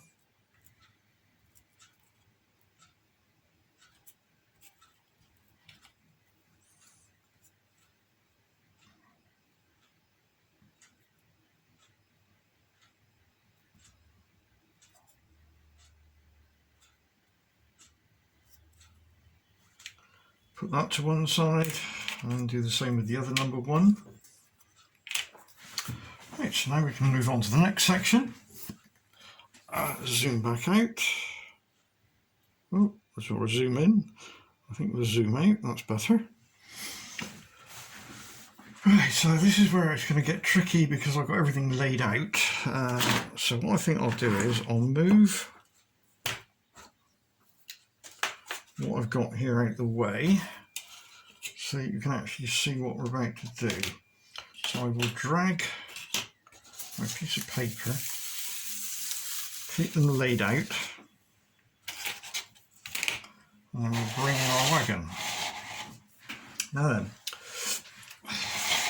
the ones that we put the ball races in have got a little lug top each end, and you can see that in the actual chassis itself are 4 little slots. Obviously it's where those go. But before we do that, we have to slot the wheels in. But before we slot the wheels in, we need to lubricate the bearings. So we haven't lubricated them up till now because we didn't want any oil on them, otherwise they wouldn't glue in. So just a little bit of 3-in-1 oil, just where the balls are. Do it now, you won't forget later on because they do get covered up. Then we take an axle. In fact, we take 2 axles and we slide it in.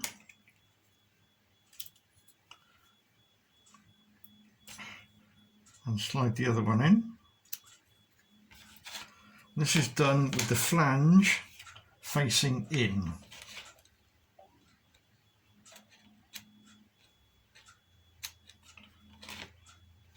So that's what you end up with. So you can see the writing is on the outside of each one. We don't glue this yet, so then we gently hold that and bring it over and we offer it up.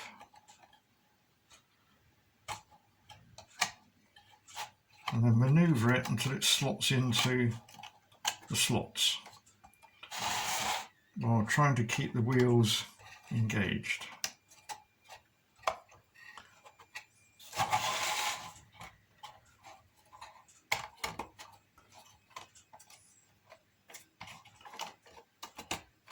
There we go.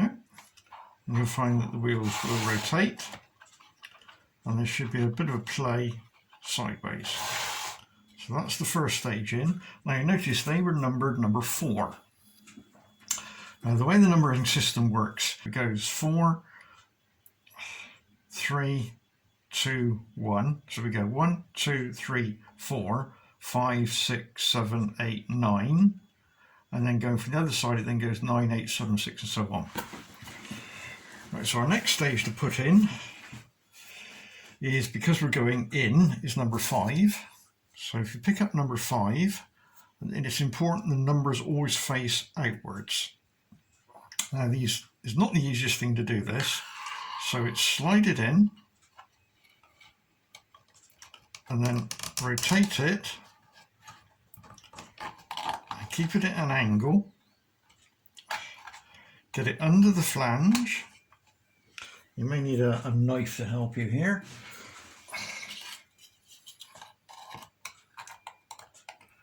And then tease it up so it misses the flange of the wheel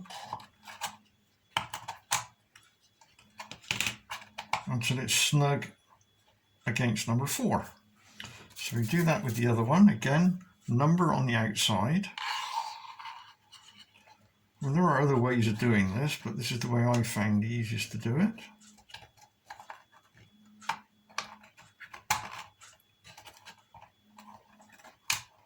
So that's number 5 done.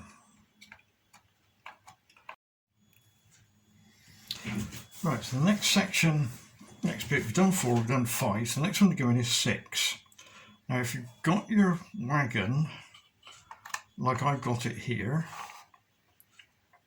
with the door going to that end, so that's the fixed end, as I would call it. So the door, as you can see, is there. So that's the fixed end. So with the fixed end, we take 6A, so we've got them facing that way. Now those are very, very fragile, and this is not the easiest thing to put in. Different ways of doing it, this is the way I do it. So slide it in gently all the way, and then with that end slightly lifted over, come across, and in theory you should be able to get it under the wheel. So at a slight angle, so he's gone under that flange there, and hopefully under that flange there. So that's that brake in. Then we take the other one, which again, numbering facing out, and you'll find that it does tie up with the one opposite. So again, if we do the same idea, maybe come in from this direction, all the way in, and then keep it at a slight angle under the flange. Oh, that one went easy, didn't it? That's number 6. So then we take number 7. Again, numbering outside, slide him in,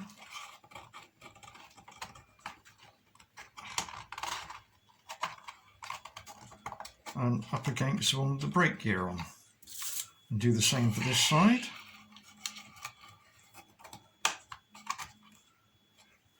And we fit number 8.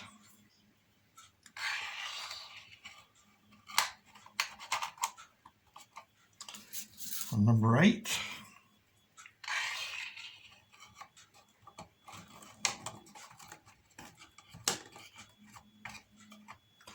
And then we fit the 2 thin ones, which is 8A.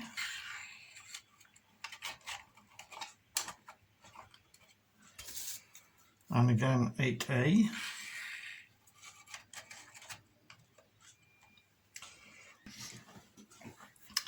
So now we assemble the part that drops in between, which I've already assembled here, so I'll just take apart so we can actually see what I've done.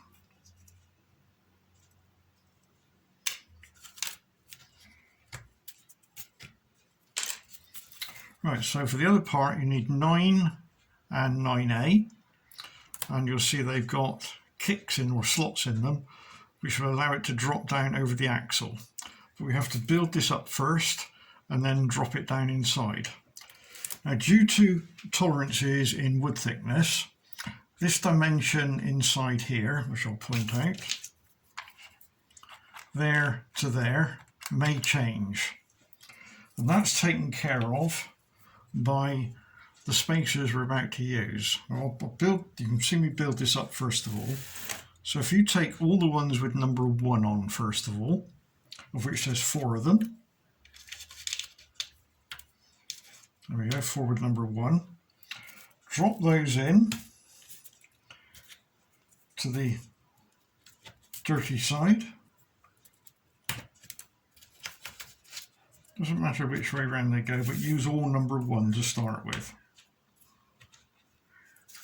And then drop the other piece on top, making sure the actual holes of the brake system lines up.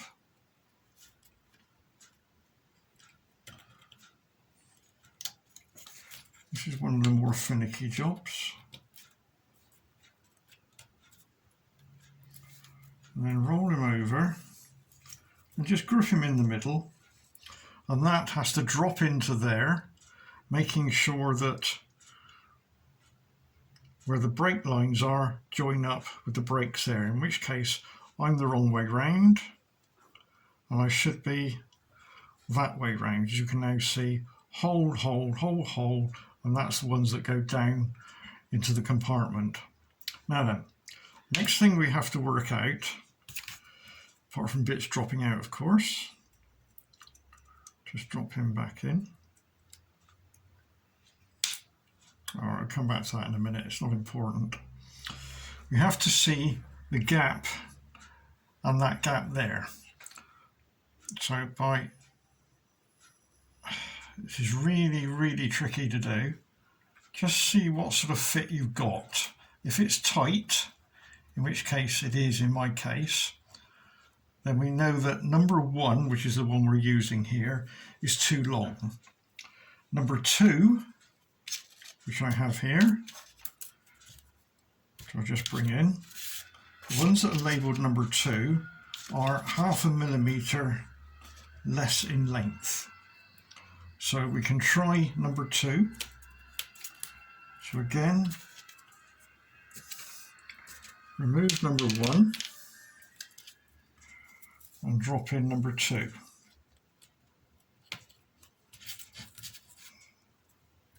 Maybe easier just to do the end ones first of all.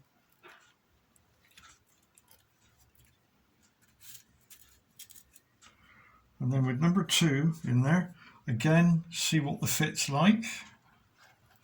We want a nice smooth fit, not too tight, not too loose. That feels quite good. So we'll go with number 2 then. If it's still tight, then use number 3.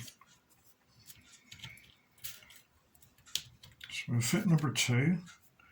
We don't glue these in yet, just in case we have to use number 3.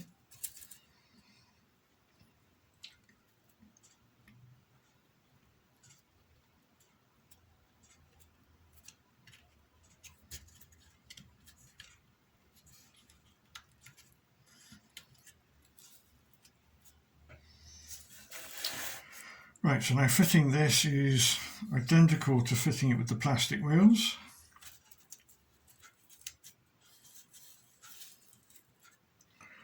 Where you lower it down, pull it out slightly to clear the axle, and then feed it down between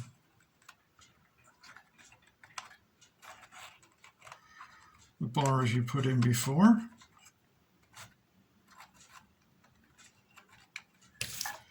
I have to help it over a little bit so they squeeze down in.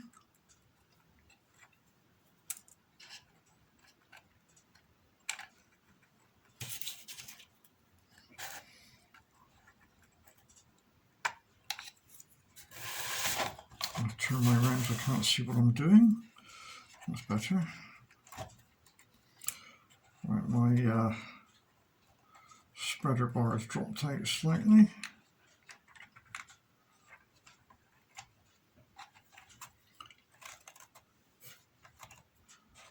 Right, and that's dropped down and it's quite a nice snug fit. So again, we should be able to push down on each side. Everything should be at 90 degrees. A little bit of movement in the wheels and the wheels should rotate. So everything's down and tight, and you'll find that the wheel bars which you've just put in will be slightly below the frame. So we can now fit the next section. So we're now going outwards, so that was 4. So we now have to fit 3. So we find 3. So 3 goes on the outside. And the other 3 goes on the outside.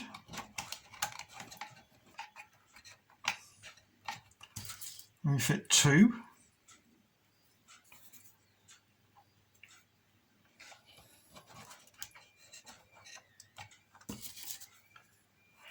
And we fit 2.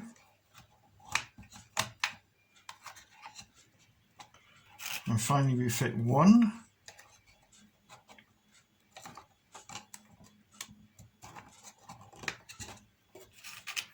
And we fit 1. Right, now what we have to do is we have to glue all this together. So The way I tend to do it is we have to do this with super glue. So you get some glue ready, and then you need to push the bottom of that bar, because obviously we don't want it running at an angle. So make sure it's pushed in firmly, and the other side is pushed in firmly. Just hold it with your fingers there. And then it's pushed down flat, and the wheel rotate. And then using some super glue, just run along that edge there.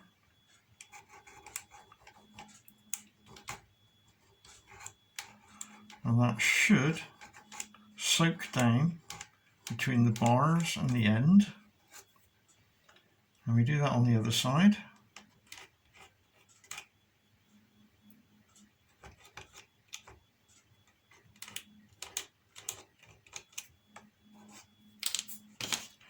Again, make sure they're pushed in firmly.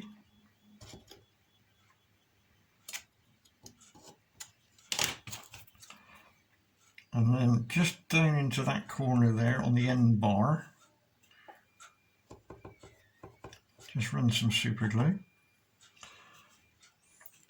And then where the spreader is, just run some up there.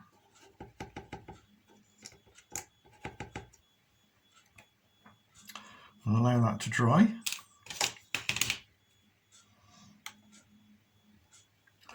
And then turn it round. And then we do exactly the same this end.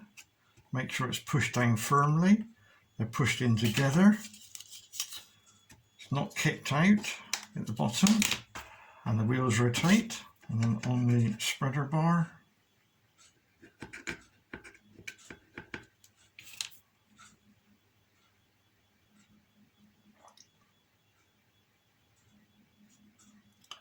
let that go off.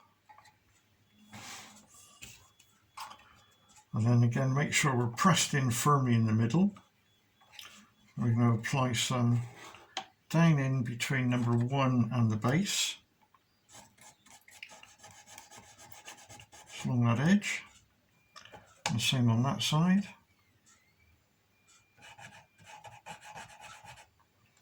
Then we go inside where the spreader bars are,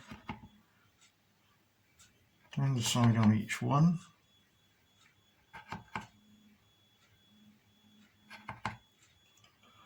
And then along the inside of the last piece we put in.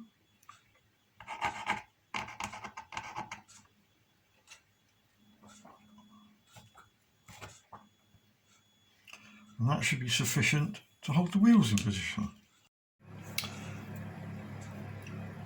And then if you turn the wagon over, the last place to add some super glue is down inside where the actual frame poked up through. So just run a bit of super glue into each of those 4 locations, just a small amount, and that will then wick down and firmly locate the undercarriage to the frame. So now's a good chance to actually make sure everything is firm and level. So you take a piece of track and you should put it on there, and there should be no rock. So I will go and try that now. Right, I've done that, and mine runs quite nicely. So now we have to add the parts to connect up the braking system. In the kit, you will find that you're equipped with 3 cocktail sticks, and very gently, because again it's very easy to break these bits off, if you feed in a cocktail stick and just keep spinning it as you go until it sticks out both sides. And if you take a pair of pin snips and come in flush on one end and snip, and then make sure it's pushed back firmly and is not quite poking out of that one on that side, and then go with the snips again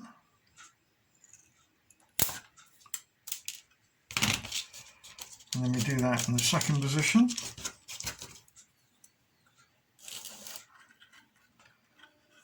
Then just rotate it as you put it through.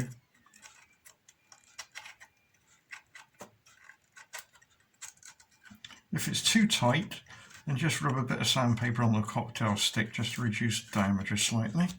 So again, snip, make sure it's just flush. And then we do the same on this side. I've come off my, and then at the very end, there's only two to go through here. Because this is the linkage that would go up inside the cab.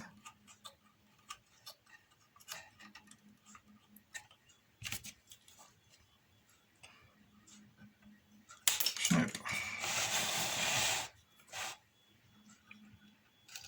And snip.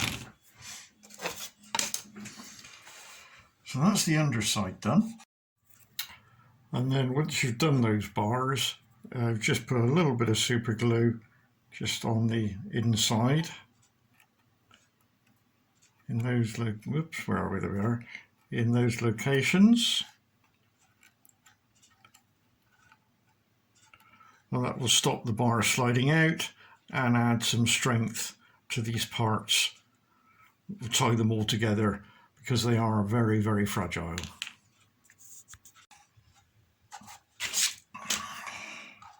And we've got a bit of play in the wheels, which is what we need.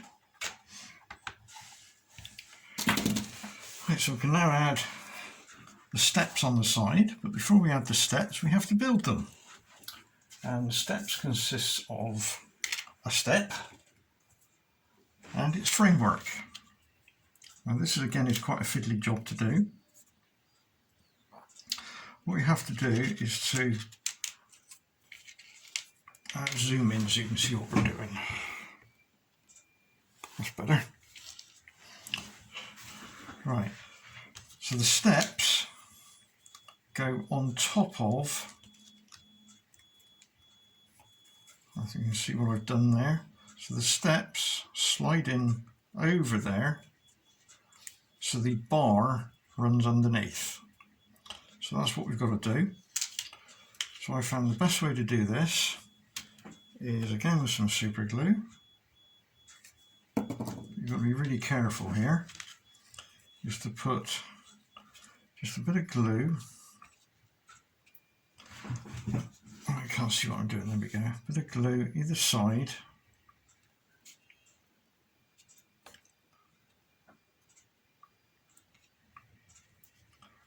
Hopefully you can see what I'm doing. Oh, no, missed there again, right? Let's try that again. So I'm just putting some glue there. And then what I'm going to do is make sure it's up the right way. We then offer it up and pull it tight. So it's pushed down and then squeeze it onto the actual runners themselves. It's a bit fiddly.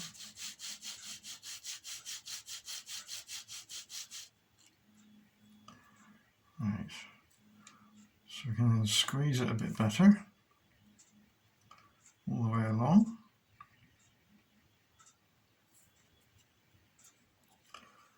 And we eye that up to make sure that that's straight and, again, isn't like a banana. And just tweak it a little bit to bring it straight. And I like to run some super glue all along the edge, just to give it some strength. Where are we? There we go. So I'm running along the join.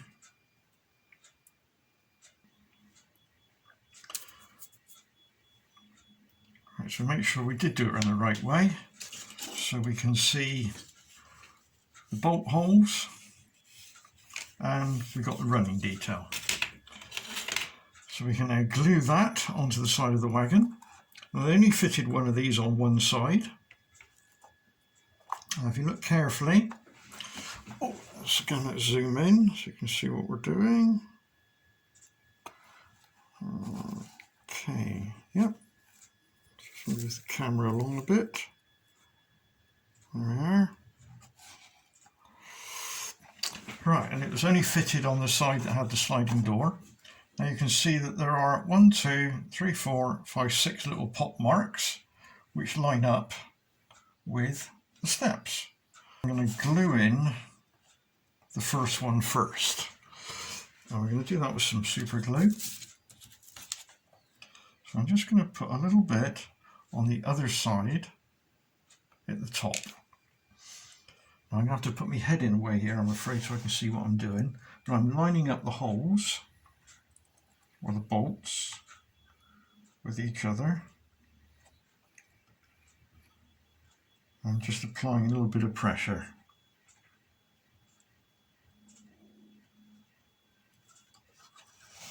Which is what I've done there. And because I've just put the glue at the end, we've got a bit of movement there. So what I'm now going to do is the other end.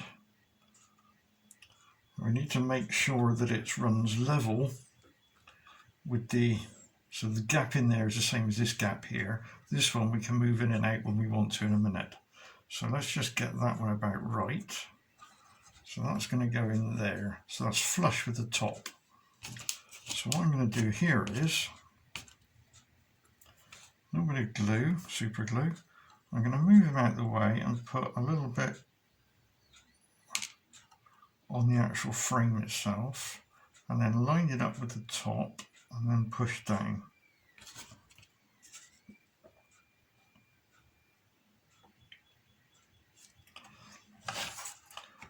And then the one in the middle,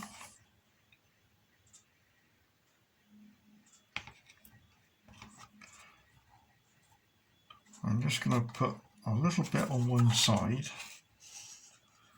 hardly anything, so it will hopefully run down in.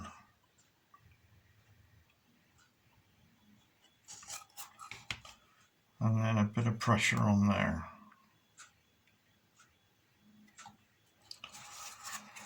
And then from the inside, or the underside, I'm just going to put some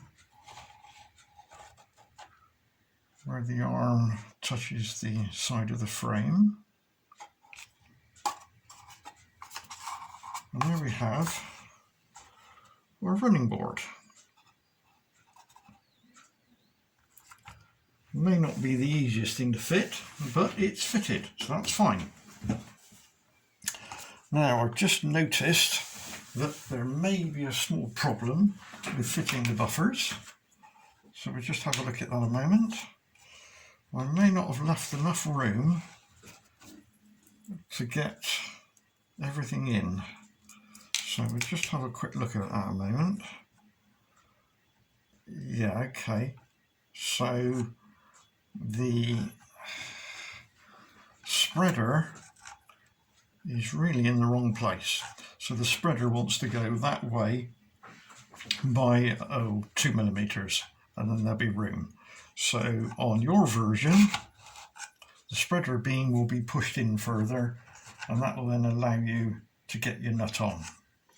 So the principle is a pair of pin nose pliers. Okay, so what I would suggest is coupling, and then a washer,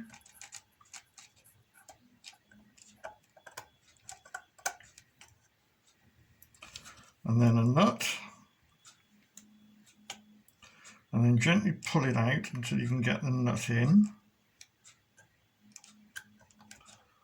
and then screw the coupling while holding the nut.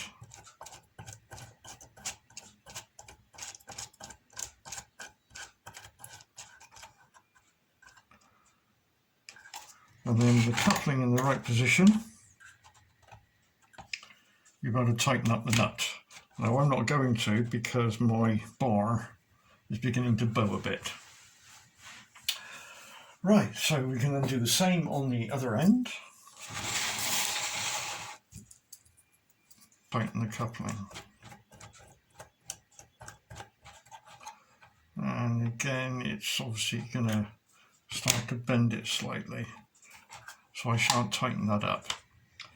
In fact, what I shall do on the production version is I shall move that forward by 2mm, and I shall also put a hole in it so that the bolt, because if Binny decides to put longer bolts on, so the actual bolt will then go through the hole. So that makes that a lot simpler for the future.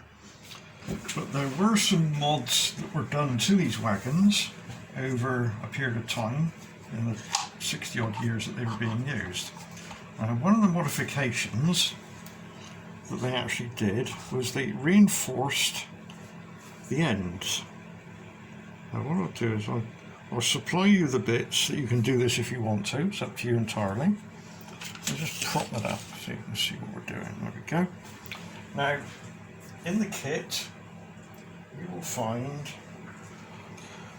8 very thin long bits, and I think it's 4 short bits. Yeah, right. Now the way these go, if you look carefully at them, let's bring one up so you can see what we're looking at here. Bring it into focus. We've got a dirty side, and then if we roll it, we've got a clean side. So dirty side, clean side. Now the clean side, what they did was they put strengthening bars that ran up like that. Let me just push that in.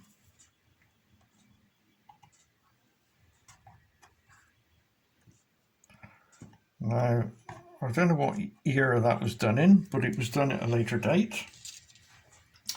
So you can add these if you want to make it more pure taking, and then you put another one in there. If they're a bit long, you may have to just remove just a little bit off the end. And then the shorter ones, again, keeping, I don't know which end's which now. I think that's dirty, that's clean, yeah. So they go in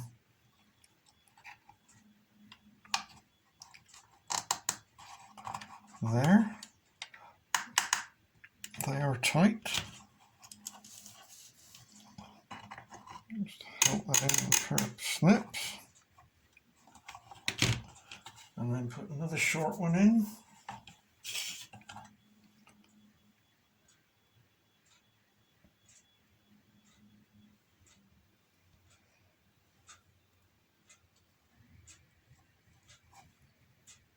Change that way around.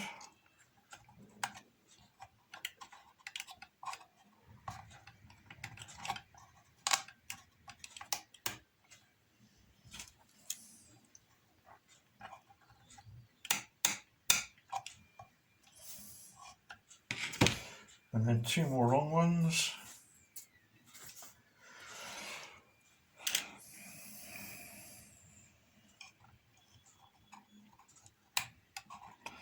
Yes, I think in your version these will be a little bit looser. These are a bit too tight. Yeah, we've got a bow there. So I'll just take that one out a moment. And we'll just take a little bit off the end of there with a piece of sandpaper. Hardly anything. So I will reduce that length by 1/4 mm on the production version.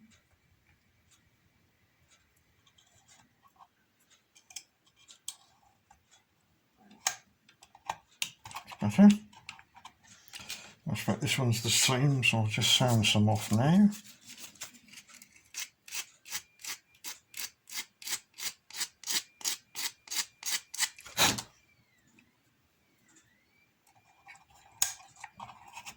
There we go. So you would glue those in there, and you do the same on the other end. So that's one of the mods that was done at a later date.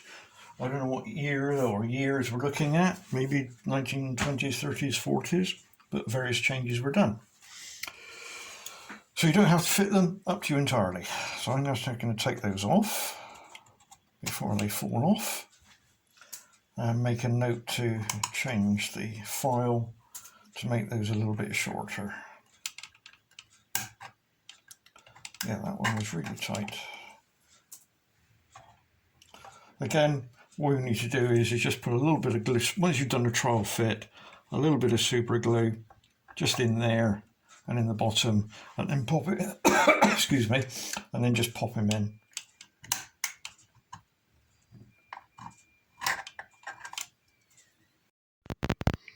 And there you have your completed Ducket version wagon, brake wagon with sliding door and removable roof, and your bull race undercarriage. Hope you've enjoyed making the kit, and please enjoy. Thank you.